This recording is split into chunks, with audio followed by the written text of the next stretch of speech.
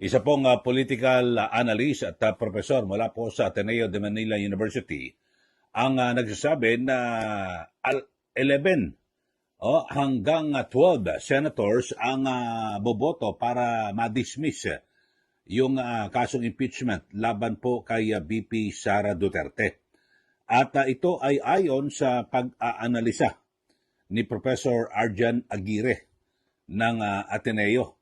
At ayon po sa kanya ay base nga ho ngayon sa istruktura diyan po sa Senado ay talagang nakalalamang po ang mga taga-suporta o kaalyado ni VP Sara Duterte na siya po ay na-dismiss po yung kanyang kaso diyan po sa Senado. Kasi base po sa ating umiiral na 1987 Constitution ay kinakailangan po 2/3 ng boto para po sa conviction or para matanggal po sa pwesto itong si VP Sara Duterte. At nangangahulugan dyan na yung 2/3 ng 24 senators kinakailangan ay 16 votes o 16. At ngayon 15 lang po sila. Yung sa majority, kulang pa ho ng isa. Paano sila makakapag-recruit dyan po sa ang solid ho 9. Siyam po yung nasa minority block. Solid po ito, siyam po ito.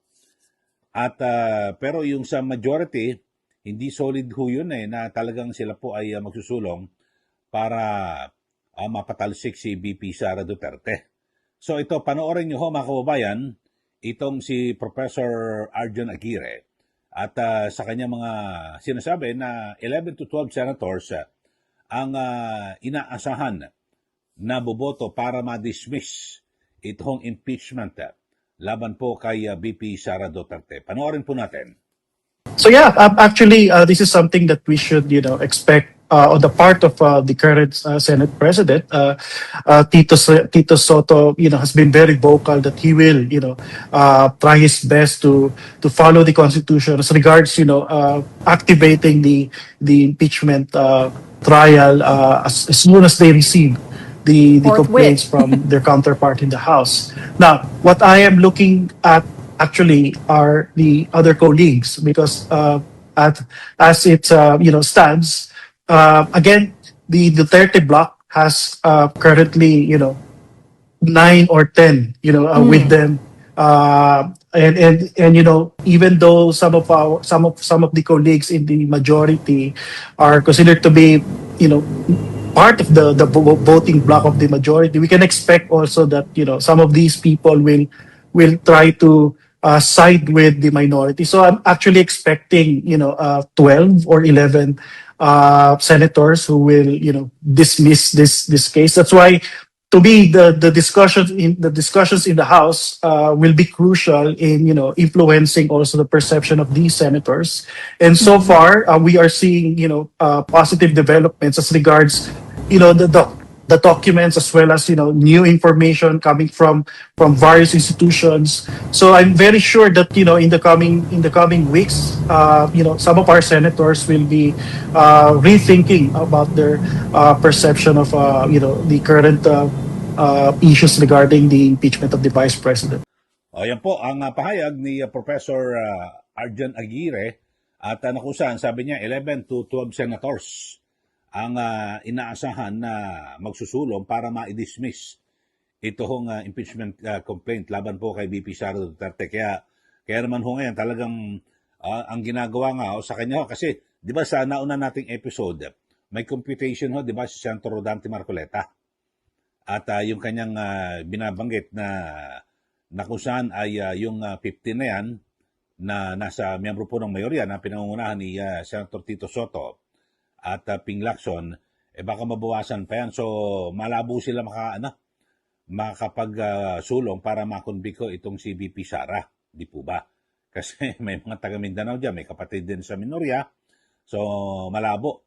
Bagamat sabihin natin sa minority block, baka takutin daw at merong mga kaso pwedeng hindi bumoto o baka siguro kahit kung mag-a-abstain, baliwala ho mga kababayan Kasi nasa saligang batas 1987 Constitution, kailangan 16 votes para matanggal sa pwesto.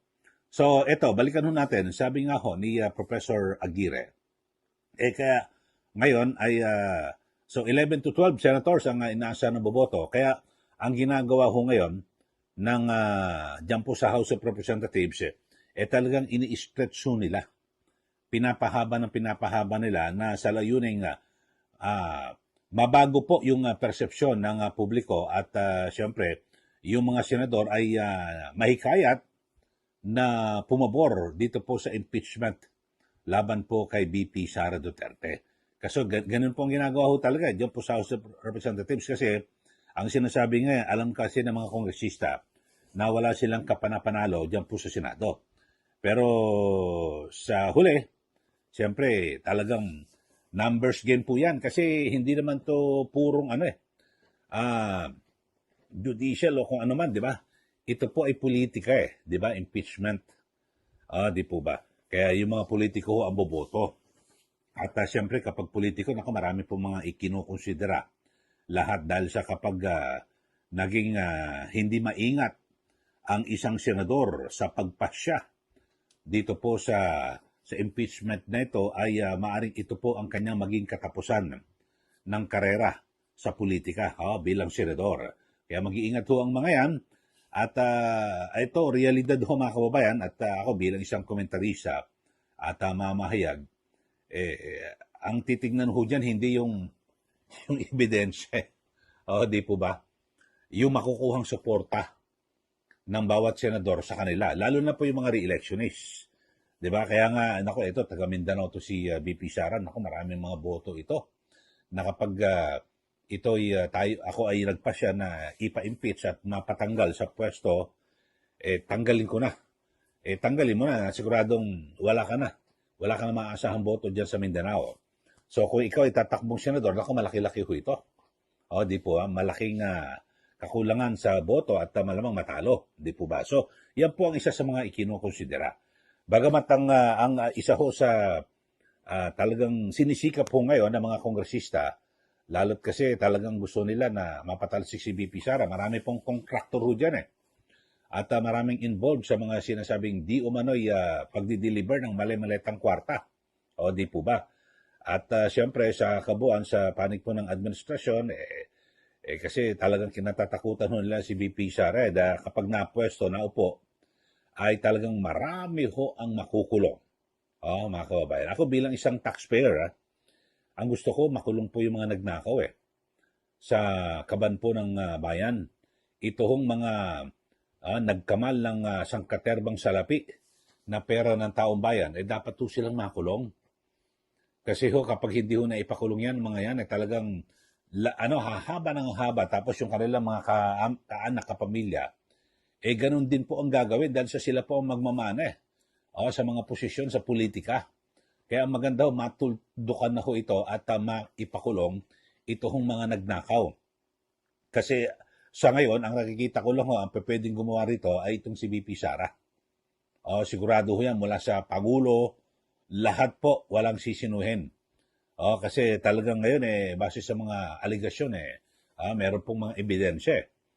Di po ba na kung saan ay talagang nagnakaw po.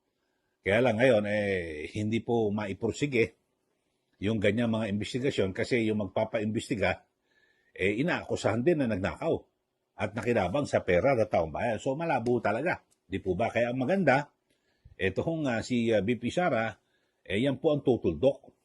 Kasi para maubos na ho, hindi man, siguro tingin ko hindi naman maubos.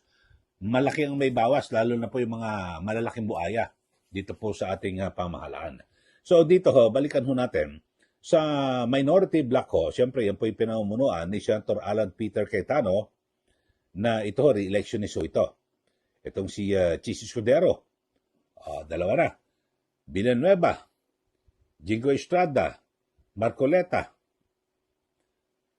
Bongo, Bato de la Rosa, Robin Padilla, at Amy Marcos. So, siyam po sila.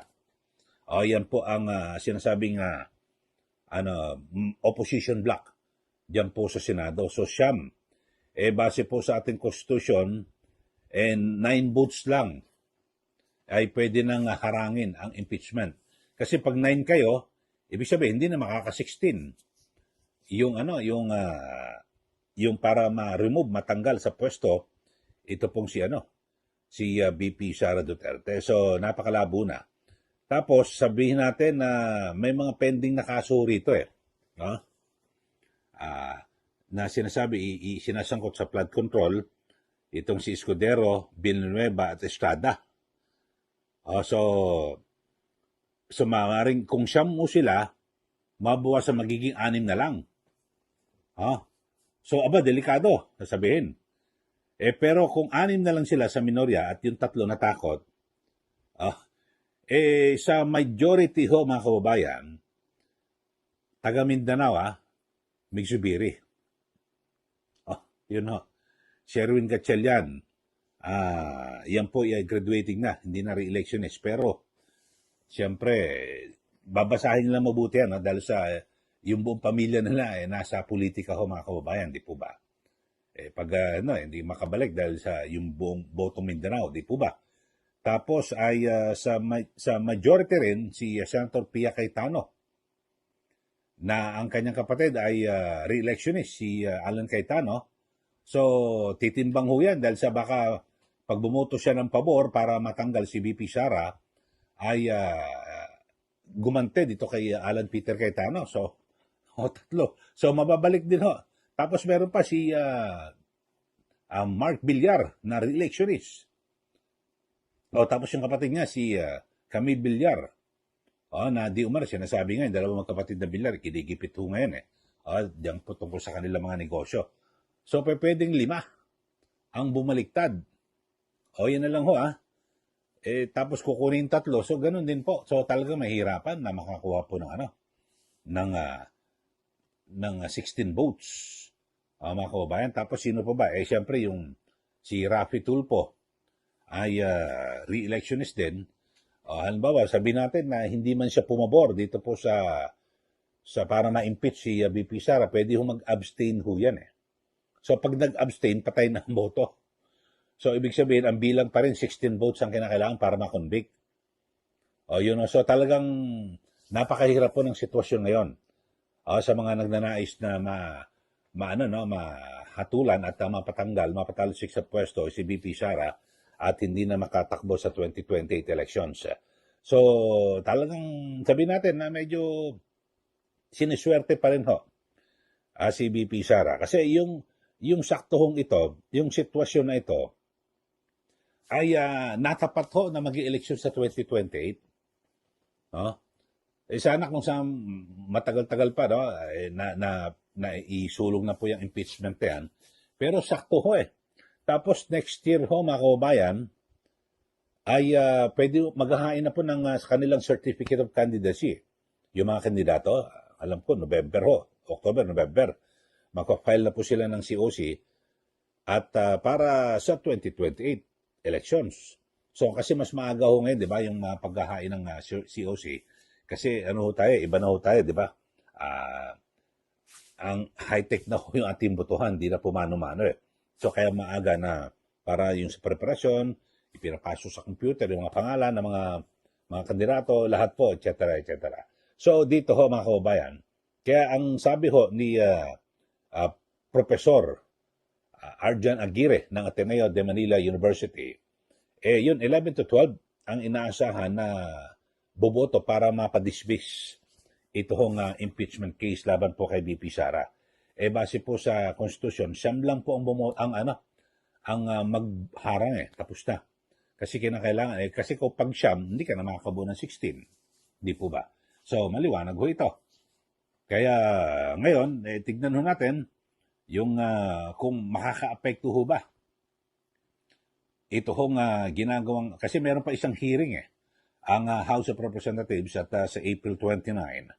At ang issue naman ho, yung mga threat, at tax records, VP Sara, yung mga ganon, titignan ho natin kung ano yung kanilang mga lalabas sa ulit, ng mga dagdag na mga pakulo o kung ano man dito ho. Pero maliwanag ho, mga kababayan, na talagang yan nga ho ang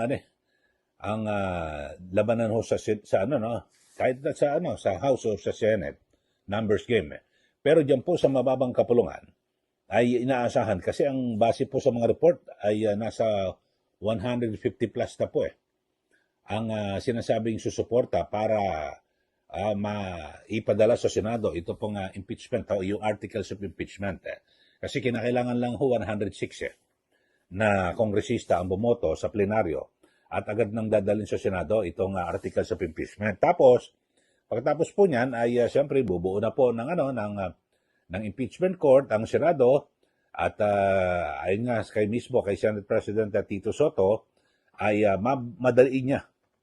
Talagang bibilisan. Hindi katulad ng ginawa ni nooy Senate President Escudero na talagang hindi ganun hindi agad binuo yung impeachment court. Pero magandang ginawa ni Escudero kasi kita mo, nandun ho, nagdesisyon ng Supreme Court. Kung nagbuo kagad sila ng